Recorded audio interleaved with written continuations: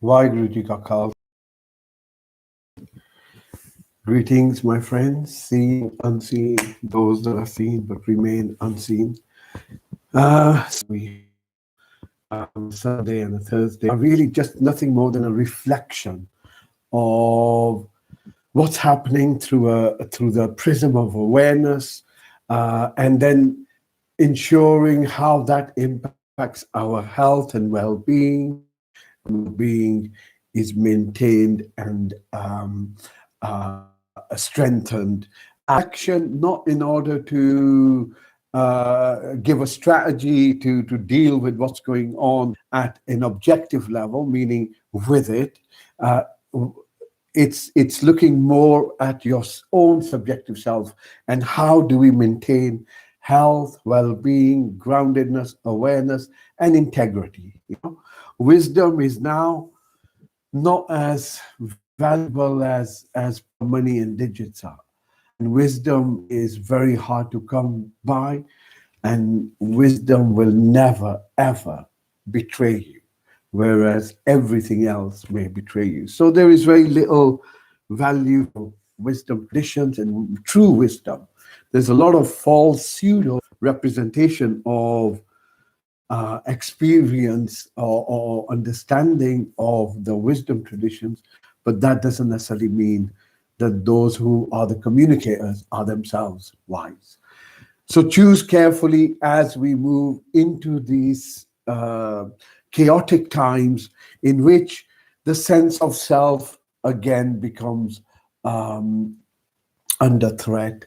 And as a result, there are consequences in terms of the mind-body stuff, but there are consequences now on the existential, the lived experience. There is an impact at a spiritual level. Let's begin to speak about spirituality and health. You cannot be devoid of spirituality and maintain health. It can't be. It's an impossibility. And spirituality, we are defining this as separate and different organization, re-representation of authentic wisdom, but in the cloaks of New Ageism, pseudoscience. And then you have religion. So religion, pseudo-spirituality, and authentic spirituality are the different gradients that we begin to find some comfort in. And what's remarkable is it doesn't matter whether it's religion, pseudo-spirituality, or mysticism, but there is an immediate impact on your health and well-being. There's an immediate impact on your health and well-being, on recovery, on coping, on acceptance, on anxiety, on depression. So it's a component of health, and it enhances health. Now, the second question is, does everyone, where does one find one? So organized dogma, beliefs, etc., are what you'd call religion, right? The set of rules that you tend to follow, and through that follow. So religions are kindergarten. Pseudo-spirituality is like getting into university. Things are still a little bit hippie-ish, things are a little more freedom in thinking, but not quite out of the mind yet, right? Here's a different mindset. And of course, at universities, one may get out of their mind. This is a different mindset to being in a kindergarten. So pseudo-spirituality is that second mindset. And then we move from this rigid to this pseudo-spirituality of some sort, and then out of this begins to emerge real authentic spirituality. So it's not this and the other, but there is a gradient of evolution, a gradient of evolution. And mysticism, which is on this corner, on the right-hand side, say for argument's sake, is something that's not discussed. It's something that's hidden away. It's something that is mystified. I mean, just the word mystified. The word musti is a completely different connotation to the word mystic. Must means someone who are lost in the joy of being alive in the moment of now, irrespective of what is going on. It's a sense of union, a sense of where the I disappears and the expression in itself becomes what the nature of existence is, which is Sat, unchanging, consciousness, Anand, non-dual, joyful. So must means mischievous. Must means lost in this ecstasy of the self. Must has many other connotations, whereas the word mystic completely takes it into a realm, because we have been so conditioned, into a completely different realm of the way we see it.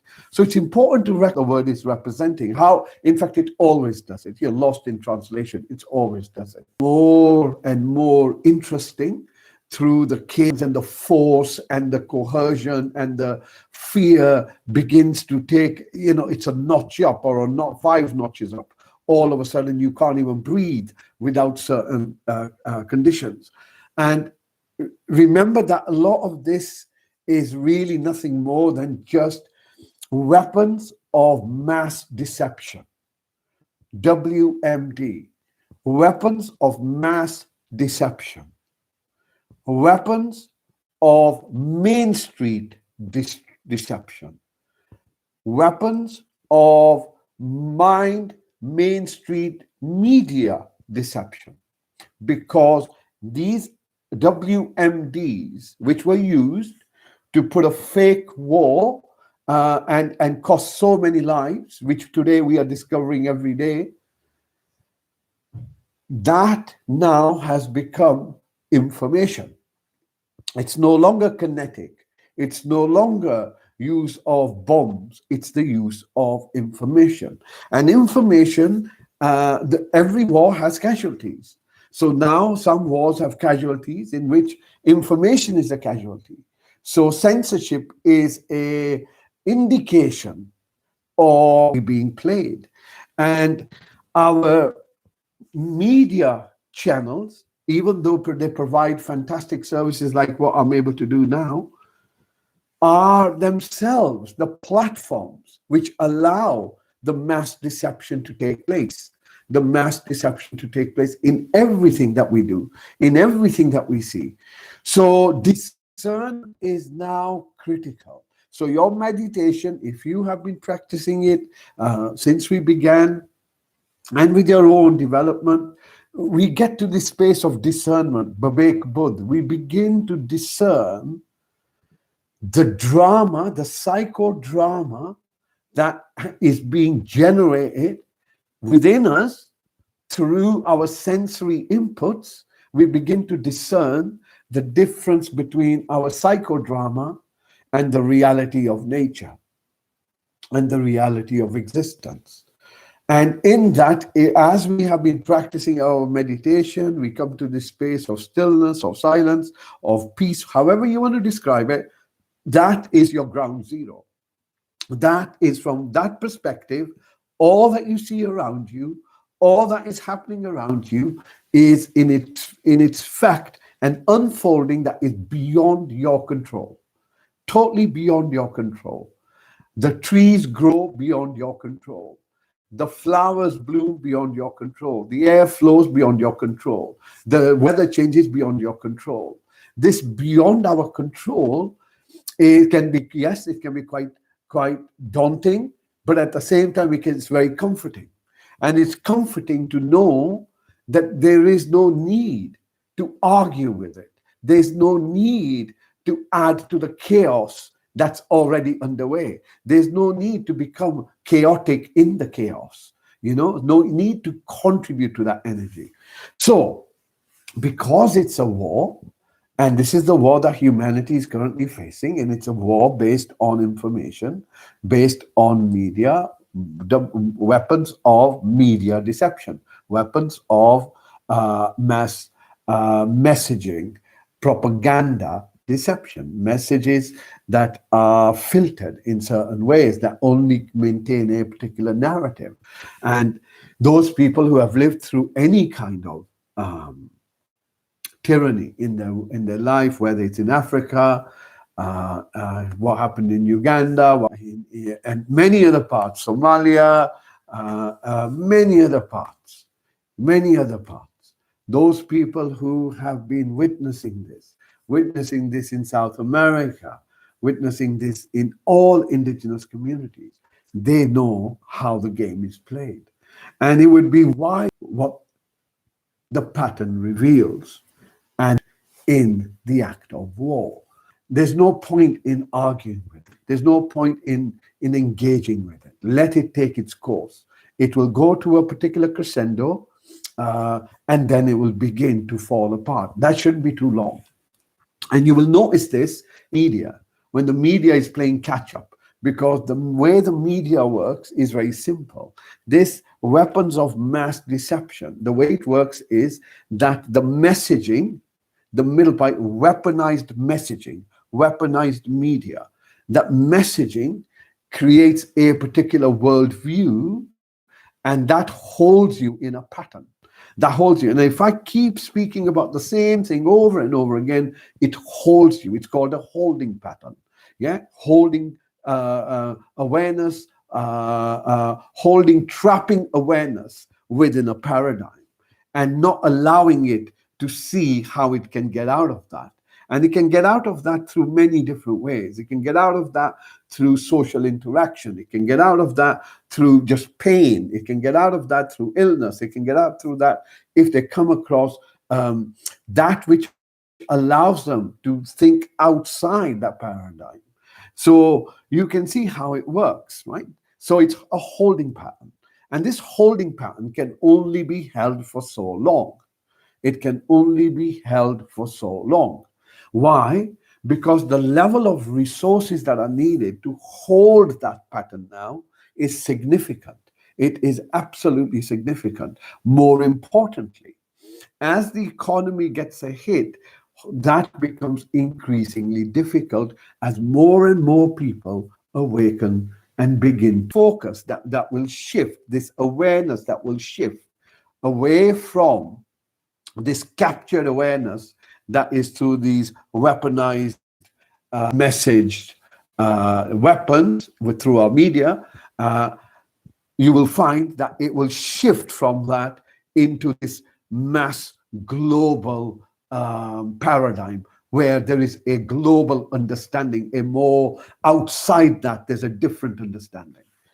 So there are exciting times. It's an awakening process in a different way. It begins to peak again early part of this month, and the month of August is likely to be a month in which I think there is so much coming our way that and why do I say this? Not because I am some kind of a psychic or anything of that nature, but you can see that as the systems begin to go less, they become porous. So you have whistleblowers coming out all over the place. You have platforms which are not censored in the same way as the mainstream ones are starting to absolute flourish. So there is this need to know, and this need to know allows this information to come through. And once you look at the information and you look at the narrative using your own discernment, that which enables you to live a healthy and well life is that which should enable others, because that's the only way this is going to bring some level of harmony, right? Some equalization, some equanimity between human beings. So it's something that can be, information comes out, Bob, Sue, Larry, Gary, everyone else begins to listen to the stuff that they just didn't consider. They just did not consider. And once that happens, you can't unknow something that you know. And that's where this different paradigm is now beginning to open. So, in conclusion, if humanity is engaged in a war of information, and the war is on your thinking, what you're allowed to think and know, then how can you participate since everyone is in it? Well, you can participate with information. Find out, speak, talk, discuss, resourceful, understand. People have different points of view. Engage with compassion, engage with openness as best as you can. And there is some way of bringing some kind of balance and clear. It will happen irrespective, but the only difference is there's an easy way to do it because you know what's coming, and there's a harder way to do it when we are in that challenge and we are made to do it. So always, you are your truth. All message comes from yourself, but give yourself time to stay out of the mind space and be in this awareness so you can, one, regain something, that strength from that peace, from that being in that presence of that source of yourself.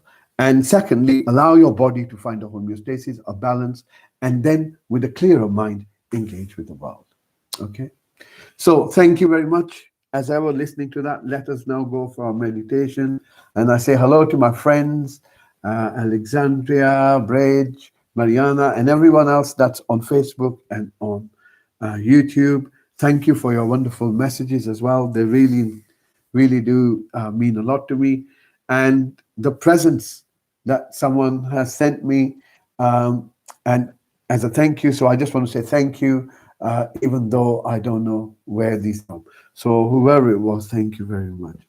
So let us now, as usual, spend maybe the next 20, 25 minutes, half an hour, just becoming accustomed to our present experience of life. Okay? So the intention is to become present to what's going on. Nothing more, nothing less. Yeah. So it's not about getting into a state or anything like that. It's just becoming present to what's going on. What we'd call to awaken, jagrata, to awaken. And eyes are closed, but they're not very firmly closed. And we notice that. Yeah. The more we notice, the more sophisticated, refined our awareness becomes. So we notice that our eyes are not squinting. We notice that we are gently having them closed. And we notice our mouth is closed. We notice our shoulders are not hunched. Pull them back. So this protocol of a few minutes of just adjusting your body is an essential part. And then if you imagine that someone pulls you from the top of your head, so your spine stretches a little bit, but not too much. So it's straight and upright. And as you move your focus down, notice the chair or the floor, wherever you're sitting or lying. Begin to notice the fact that you're held in place. So if you breathe out and allow your body to soften a little bit.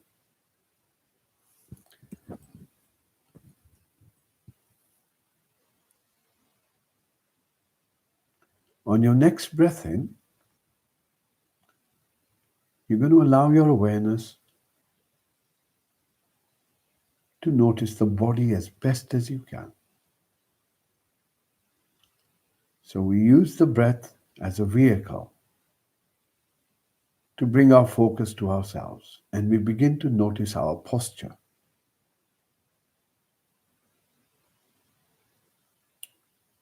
And we notice if in our posture we feel relaxed, or is there any stiffness?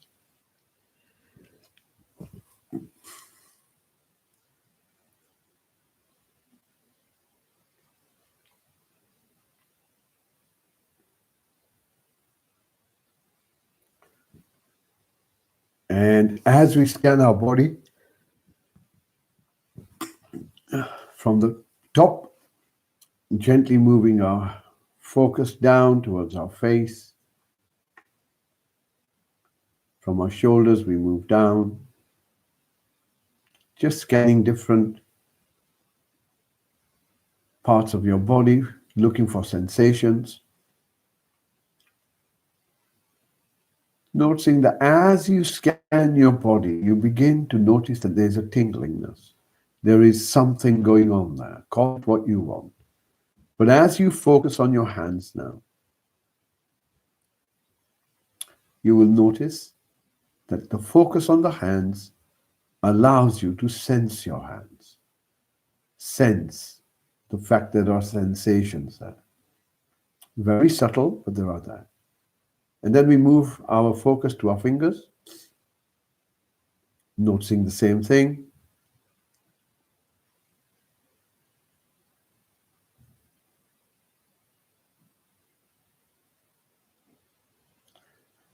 Bringing our focus now to the chair or the seat we're on.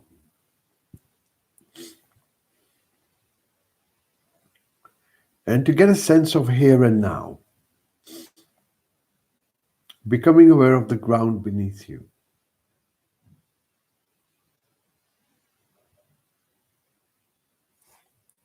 Becoming aware of the ground beneath you.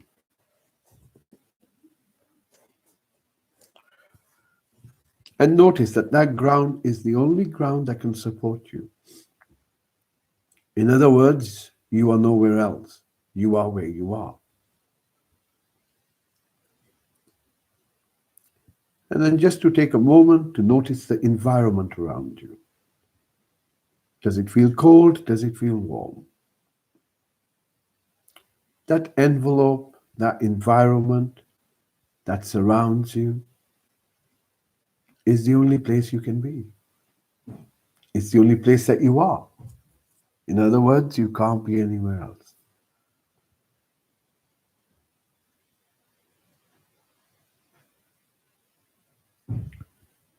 And then as you bring your focus to your breath, and as the breath comes into your body, and the breath goes out, this is the only air that you can breathe.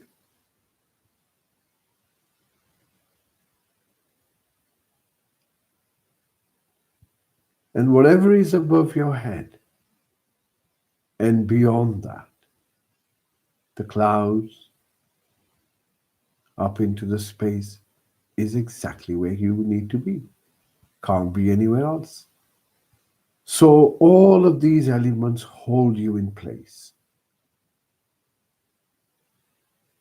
Not do they just hold you in place.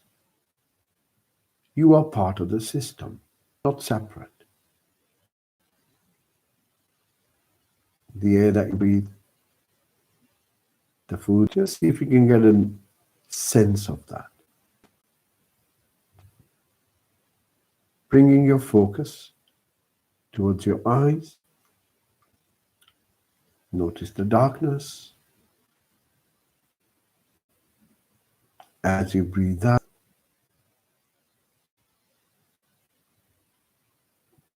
notice your tongue. Allow it to soften.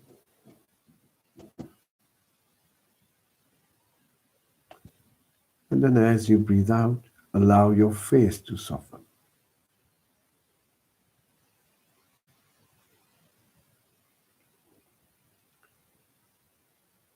Next breath in,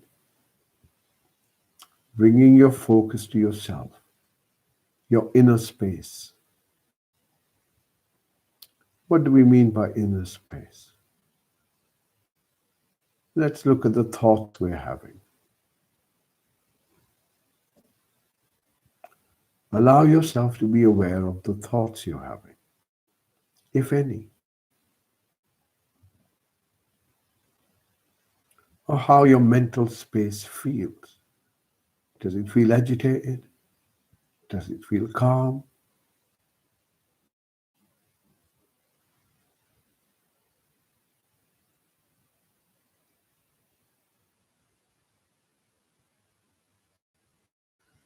Bringing your focus now to your chest.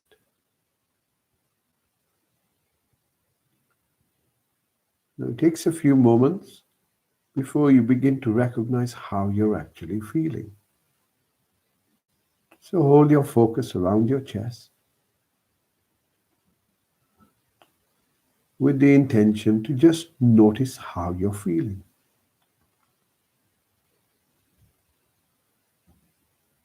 Not what you're thinking. How do you feel? In this moment, do you feel settled? Do you feel unsettled? Are you in a state of suffering or in a state of contentment?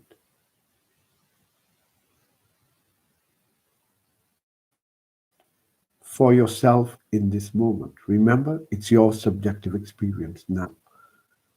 Not relating to anyone, but within yourself. How do you feel?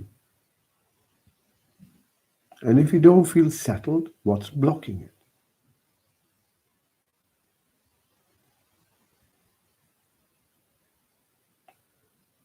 Coming back to your chest, holding that intention to know how you're feeling.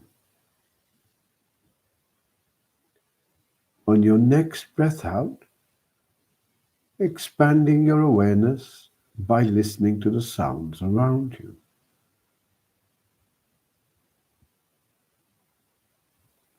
Sounds that are in front of you, sounds that are behind you, sounds that are above you,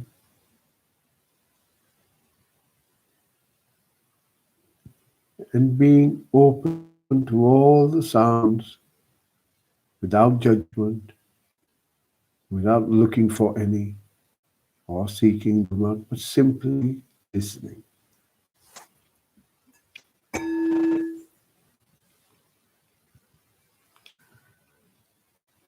And using that listening to follow the bell.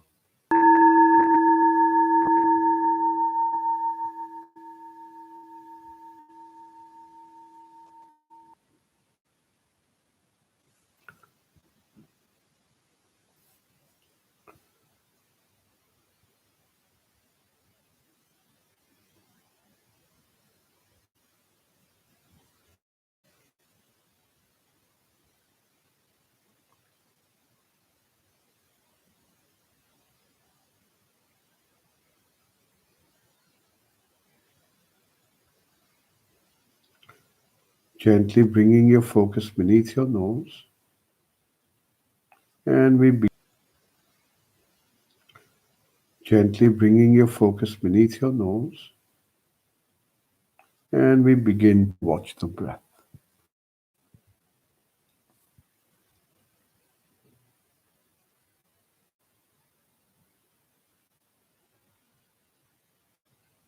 Notice there are times when you're distracted by a random thought or a stream of thoughts. Your intention is to hold your focus beneath your nose. Allow the breath to breathe by itself.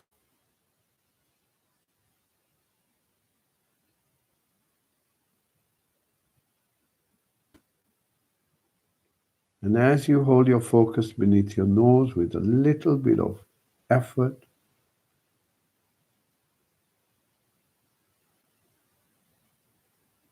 it becomes easier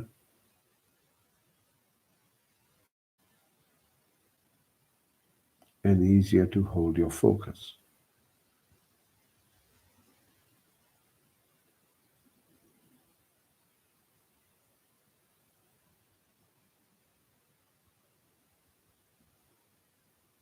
Stay with your breath.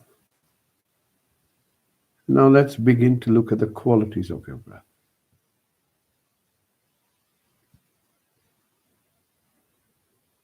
Notice there's an in-breath and an out-breath.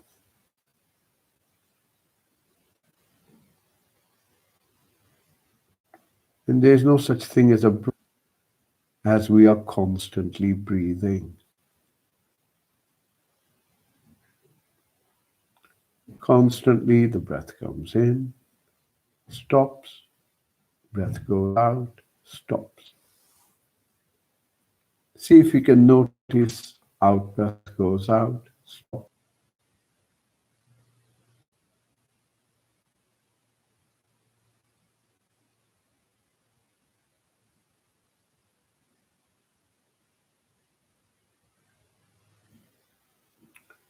Now bring your focus just to your out breath, following it all the way till the end in order to determine when it stops. When your breath stops completely before the in-breath begins. See if you can get to that point, following your out breath all the way till the end.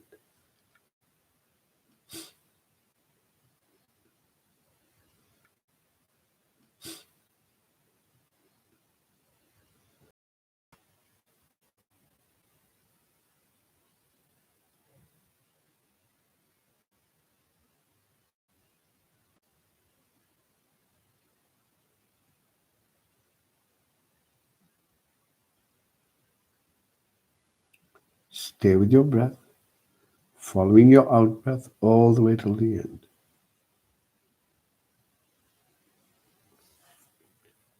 Allowing your breath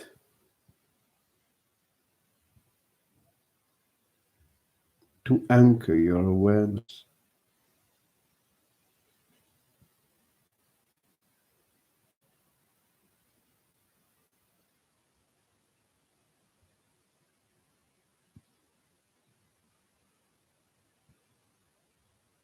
Stay with your breath. With your breath.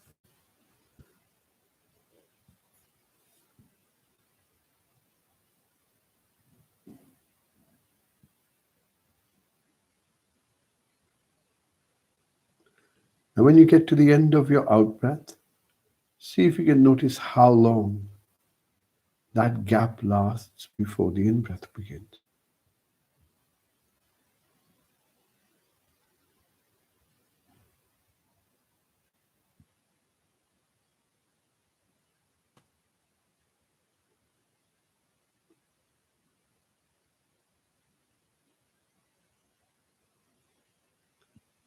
Seeing if there's a quality to that moment at the end of your out breath before the in breath begins.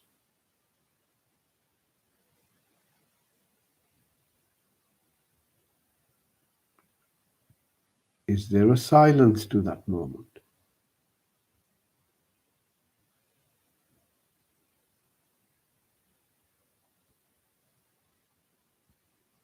Is there stillness to that moment?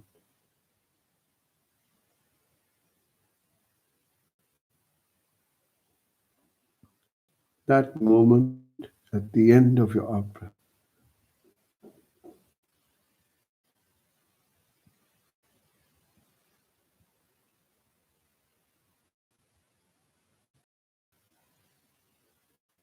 Does your breath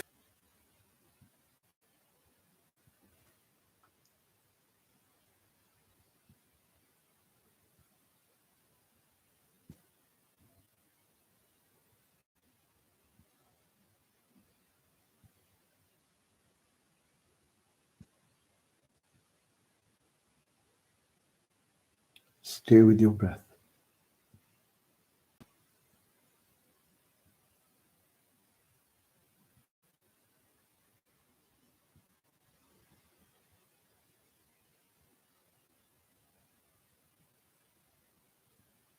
Does your breath have a sound?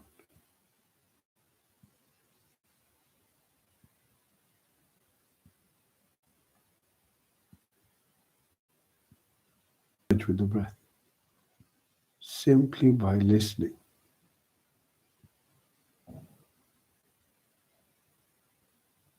Does the in-breath sound the same as the out-breath?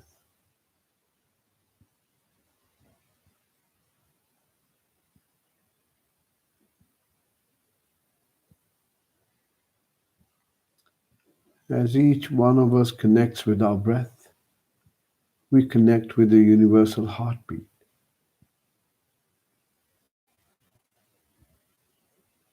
connecting all of us together.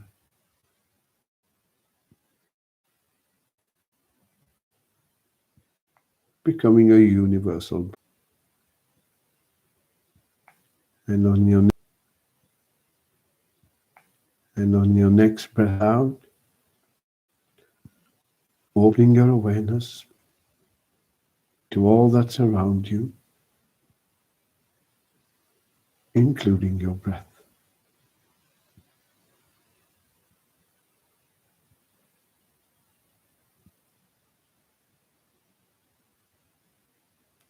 Allow yourself to just become listening, not the listener. As to stillness.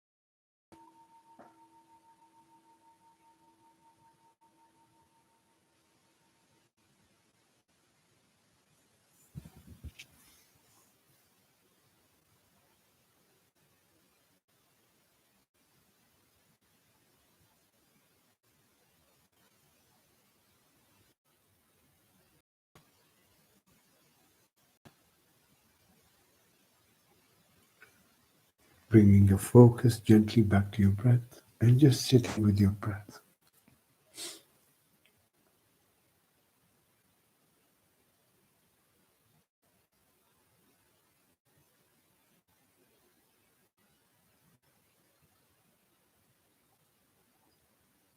Holding that awareness on the stillness, on the silence, on the peace, as best as you can. The breath breathes by itself. The universal heartbeat keeps us alive. All by itself.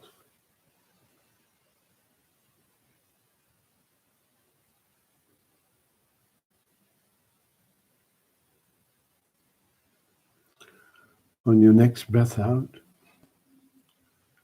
become aware of your recognizing stillness, recognizing any sensation that's dominant now. Moving your focus to the floor or the chair that you're on.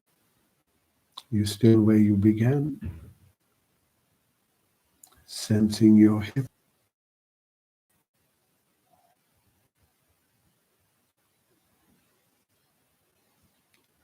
Notice that the back is straight, relaxed, as are the shoulders, arms, and hands.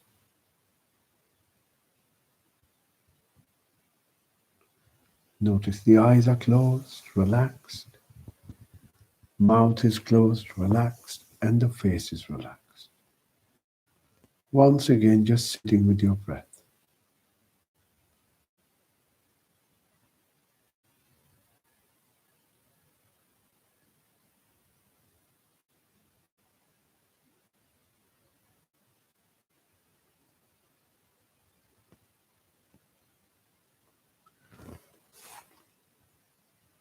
Allowing the breath to breathe by itself.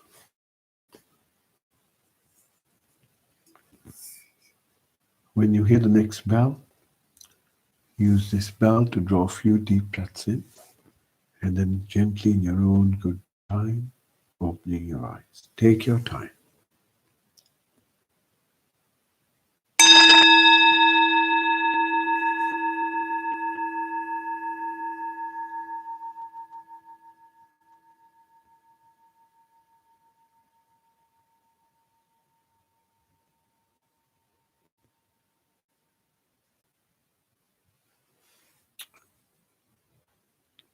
Thank you for joining us. Work on your immunity. It's good to have a clove or clove tea once a day. So it mixes with your saliva. It will help with building immunity, as will vitamin C, D3, K2, zinc, and other supplements. Good to build your immunity while you have the opportunity in these hot, hot days. Thank you very much for joining us. Vaheguru Ji Ka Khalsa, Vaheguru Ji Ki Fateh.